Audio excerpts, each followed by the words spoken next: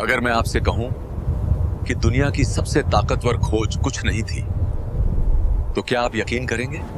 अगर मैं कहूं कि उसी कुछ नहीं ने संख्याओं को अर्थ दिया, गणना को दिशा दी और ब्रह्मांड को समझने का साहस दिया।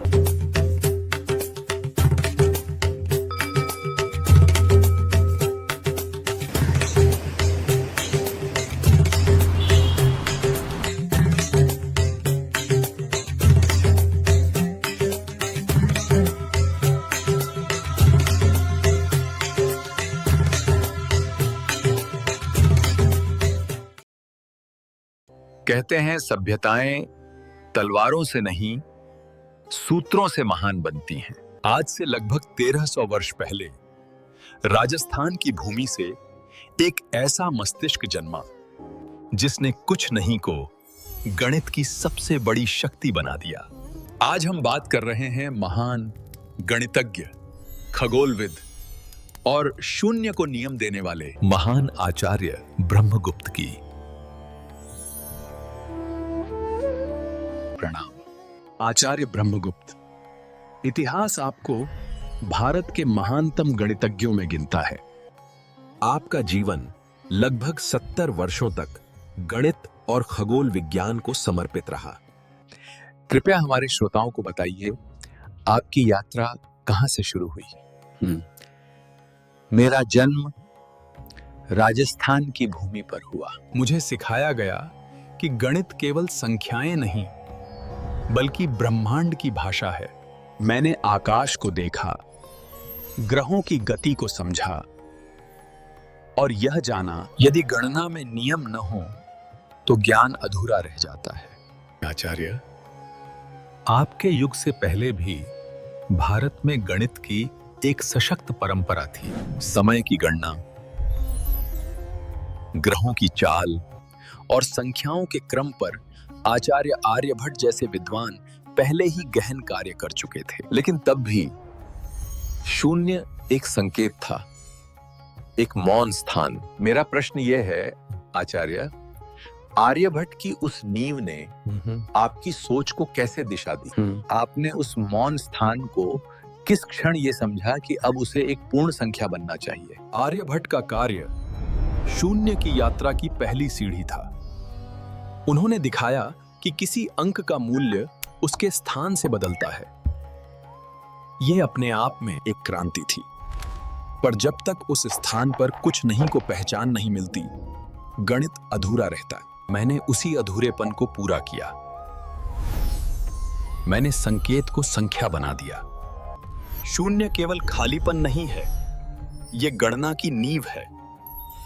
मैंने स्पष्ट नियम दिए। शून्य को शून्य से जोड़ो तो परिणाम शून्य, शून्य को शून्य से घटाओ तो परिणाम शून्य, और शून्य को शून्य से गुणा करो तो परिणाम शून्य ही आता है। इन नियमों के बिना संख्या प्रणाली अस्थिर हो जाती। शून्य को नियम देने का अर्थ था गणित को पूर्ण बनाना। आप पहले व्यक्ति थे जिन्होंने ऋण संख्याओं को भी स्वीकार किया। ये विचार कैसे आया? जीवन में लाभ है, हानि है, तो गणित में क्यों नहीं? मैंने कहा, धन अर्थात धनात्मक संख्या, ऋण अर्थात ऋणात्मक संख्या।